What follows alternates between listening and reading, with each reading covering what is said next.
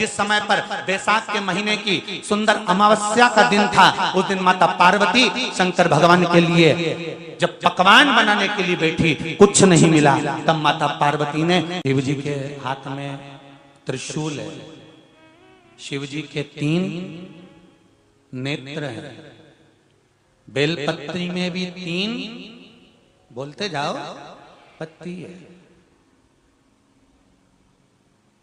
बैसाख के महीने में जो शंकर भगवान को प्रसाद का भोग लगता है, उसमें भी 3 ही चीज मिलती है। सत्तू,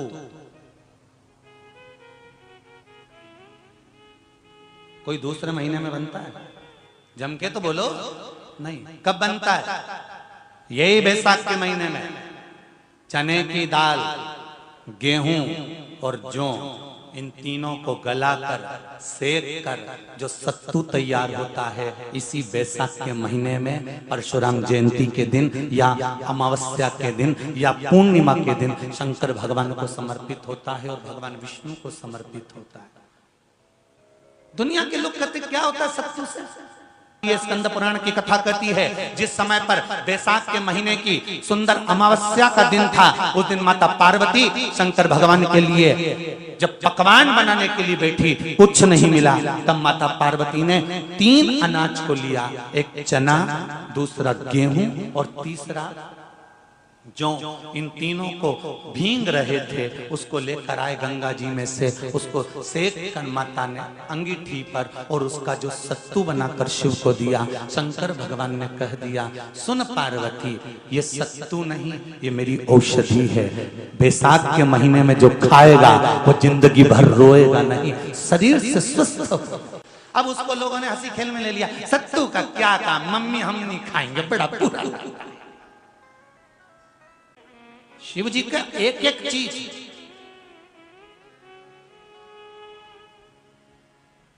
बैसाख के महीने में पियो बेल। बेल मतलब समझ गए? बेल का रस। बैसाख के महीने में पियो बेल और शरीर को रखो ऑलिव बेल। सत्तू 12 महीने खाओ मत खाओ। कौन सा महीना? बैसाख के महीने में सत्तू जरूर खाओ। और सत्तू चाइना से नहीं आएगा, इंडिया में बनेगा और बना रहा भारत में ही।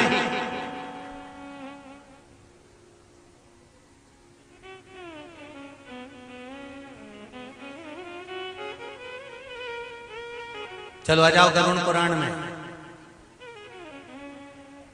मरने का 47वां दिन, जब मरेंगे तब गरुड़ पुराण बचेगी, पहले ही सुन लो। और जिसके पास में गरुड़ पुराण नहीं हो तो पंडित जी से मंगवा कर फिर पढ़ के देख लेना। मरने के 47वें दिन, 47 डेज, 47वें दिन किस चीज का दान तुम्हारे सामने आता है? के 47वें दिन, 10 दिन तक तो जीवात्मा घर की अटारी फिर रहती, मरने के बाद 12वें के दिन चली जाती है। उसके बाद में जब 47वां दिन आता है तो 47वें दिन जीवात्मा को क्या दान करा जाता है? व्यक्ति ने क्या पुण्य करा होता है कि उसको नरक नहीं भोगना पड़ता, बेतरनी नहीं भोगना पड़ती और सीधे बेतरनी से पार उतर जाता है। वो किस चीज का दान है? तो कहा शिव महापुराण में, गरुड़ पुराण में, कि वो सत्तू का दान है जो बैसाख महीने में करा जाता है।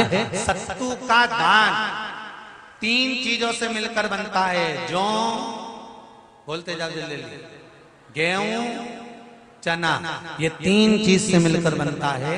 इसमें जो बारीक बारीक कण होते हैं, जितने जितने 3 चीज के मिले हुए बारीक बारीक कण होते हैं, ये जब दान किया जाता है सत्तू का, तब ये बेतरनी तरने के लिए 47वें दिन इस जीवात्मा ने अगर सत्तू का दान करा होता है या सत्तू का सेवन बैसाख के महीने में करा होता है, तो उसको बेतरनी नहीं भोगना पड़ती, डायरेक्ट सीधे रतलाम उज्जैन से डायरेक्ट।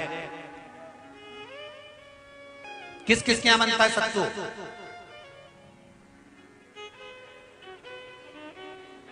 मैंने भी तो ये पूछा किस किस क्या बनता है, मैं ये थोड़ी बने, मैं अभी थोड़ी ना कि अभी बन गया।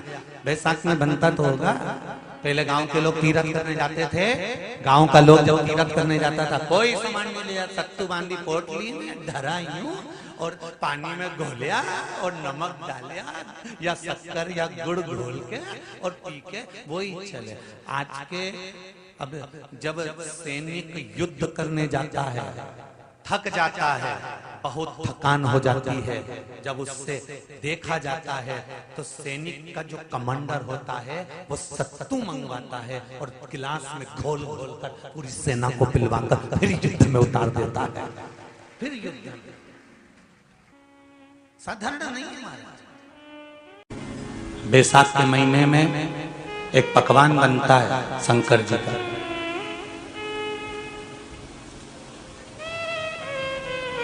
शिव जी के हाथ में त्रिशूल है, शिव जी के 3 नेत्र हैं, बेलपत्री में भी 3 बोलते जाओ पत्ती है। बैसाख के महीने में जो शंकर भगवान को प्रसाद का भोग लगता है उसमें भी 3 ही चीज मिलती है। सत्तू कोई दूसरे महीने में बनता है? जम के तो बोलो नहीं। कब बनता है? यही बैसाख के महीने में। चने की दाल, गेहूं और जौ, इन तीनों को गलाकर सेक कर जो सत्तू तैयार होता है, इसी बैसाख के महीने में परशुराम जयंती के दिन या अमावस्या के दिन या पूर्णिमा के दिन शंकर भगवान को समर्पित होता है और भगवान विष्णु को समर्पित होता है। दुनिया के लोग कहते क्या होता है सत्तू से? सास अपनी बहू से कहती है बेटा सत्तू बना ले, थोड़ा सा सत्तू बाजार से ले आना, 10 रुपए का खरीद कर ले आना। आज सत्तू, आज अपन पूजन करेंगे सत्तू की, अक्षय तृतीया है, थोड़ा सा पूज देंगे, थोड़ा सा भगवान को भोग लगा देंगे, सत्तू का लड्डू बना लेंगे। बोलो री जी सही है कि गलत है?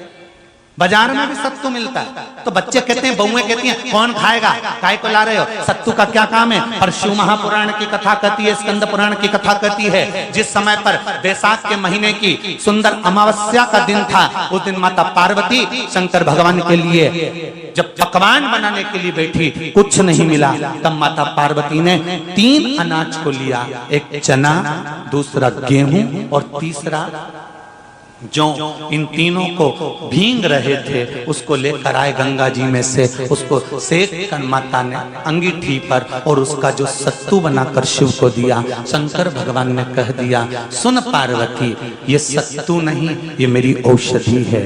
बैसाख के महीने में जो खाएगा वो जिंदगी भर रोएगा नहीं, शरीर से स्वस्थ हो। अब उसको लोगों ने हंसी खेल में ले लिया, सत्तू का क्या काम, मम्मी हम नहीं खाएंगे, बड़ा पूरा। शिव जी का एक एक चीज बैसाख के महीने में पियो बेल। बेल मतलब समझ गए? बेल का रस। बैसाख के महीने में पियो बेल और शरीर को रखो ऑलिव बेल। शरीर बेकार नहीं होगा,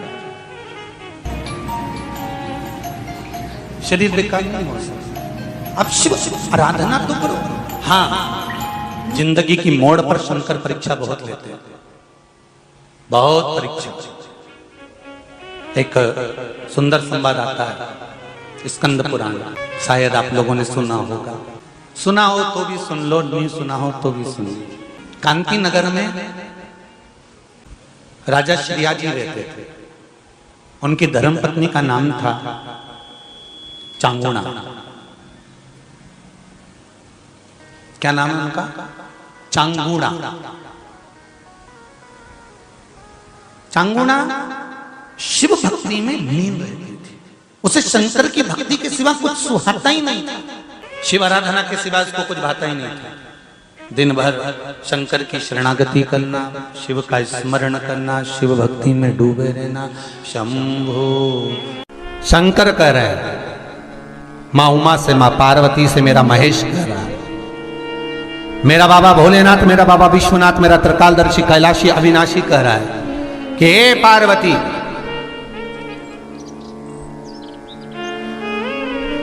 एक बीला, एक बेल जो मुझे समर्पित करता है और समर्पित करने के बाद उस बेल की महत्वता देखिए, जो बैसाख महीने में बाबा शंकर को जो चढ़ाया जाता है और 1000 अश्वमेध यज्ञ का पुण्य फल हम प्राप्त कर लेते मात्र एक फल चढ़ाकर, मात्र एक फल चढ़ाकर। हे पार्वती, संसार का मनुष्य जब मुझे वो बेलपत्र समर्पित कर, वो बेल का फल समर्पित करता है, पार्वती वो फल जो मुझे चढ़ता है, फिर मैं भले नर्मदा के जल से निकला हुआ कंकर शंकर क्यों ना हूं, फिर चाहे मैं गंगा के जल से निकला हुआ कंकर शंकर क्यों ना हूं, चाहे फिर मैं यमुना के जल से निकला हुआ कंकर शंकर क्यों ना हूं, चाहे मैं सरयू के जल से निकला हुआ कंकर शंकर क्यों ना हूं, चाहे मंदाकिनी के जल से निकला हुआ कंकर शंकर क्यों ना हूं, हे पार्वती फिर जो भी शिवलिंग पर वो बेल समर्पित होता है, वो बेल उठाकर जीव अपने कार्य में ले सकता है। ये माँ उमा से कह रहा है। तो उस बेल की महत्वता जानेंगे। अब अपन उस बेल को जानने के लिए वापिस स्कंद पुराण में चले, तो स्कंद पुराण में लिखा हुआ है कि जो बेल बैसाख के महीने में शंकर को चढ़ाया जाता है, वो बेल का फल उठाकर रख लिया जाता है।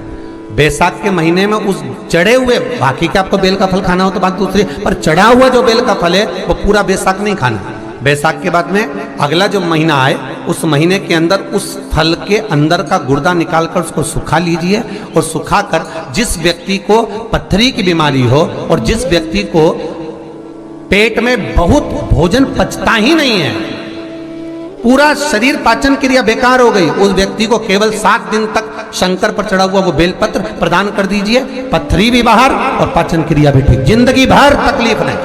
उस बैसाख में उस फल की इतनी महत्वता बाबा भोलेनाथ स्कंद पुराण, लिंग पुराण, नर्मदा पुराण, पद्म पुराण के अंतर्गत, शिव महापुराण के अंतर्गत वर्णन कर, उसकी महत्वता है। वो बेल का फल साधारण नहीं हो सकता। अब मंदार का जो पुष्प होता है, आंकड़े का जो फूल होता है, एक सफेद कलर का भी होता है और एक गुलाबी कलर का भी होता है। देखा है आप लोगों ने? बोलो, जम के बोलो, देखा है ना? गुलाबी कलर का जो पुष्प होता है वो, आप मंदार का, आंकड़े का जो गुलाबी कलर का पुष्प होता है, आप टीवी पे देख रहे होंगे, एक सफेद देख रहे होंगे, एक मंदार का गुलाबी फूल, नीला कलर का फूल देख रहे होंगे। जो नीला कलर का जो पुष्प होता है, गुलाबी कलर का जो आंकड़े का फूल होता है, प्रयास करना, जब किसी विषम परिस्थिति में फंस गए, विषम परिस्थिति, जब आपको लग रहा है कि मुझे बहुत भय लग रहा है, कुछ बुरा होने वाला, आपको लग रहा है आज मेरी उल्टी आंख बहुत फड़क रही है, कुछ गड़बड़ होने वाला, आपको लग रहा है मेरी सीधी आंख फड़क रही, कुछ गड़बड़ होने वाला, तब केवल वो नीला जो गुलाबी पुष्प है मंदार का, उसको कहीं से लाकर शिवालय में अशोक सुंदरी वाली जगह पर स्पर्श कर कर शिवलिंग पर आप चढ़ा दीजिए। आपकी विषम परिस्थिति कैसी भी होगी, वो रास्ता बनाकर बाहर निकल जाएगी, आपको फंसना नहीं, परेशान नहीं। मंदार आंकड़ा, सफेद आंकड़े का पुष्प भी भगवान शिव को समर्पित होकर, जैसे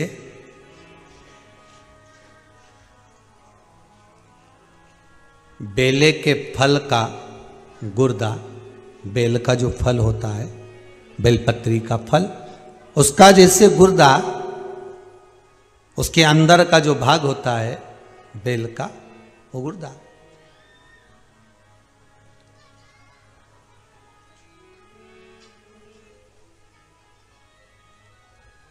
उसको अग्नि में जलाकर उसकी भस्म तैयार कर कर छान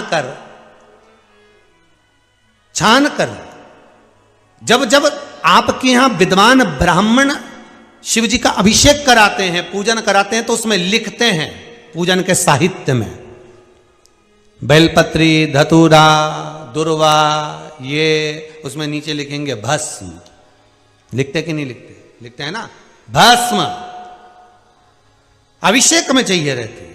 तब उस भस्म का थोड़ा सा भी भाग आप अगर शिव को समर्पित कर रहे हो, तो ये जान लें कि शंकर मनवांछित फल प्रदान कर रहे हैं, शिव फल प्रदान कर रहे हैं।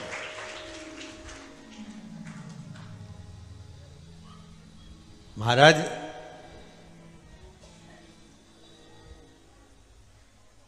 बेलपत्री के वृक्ष के नीचे बैठकर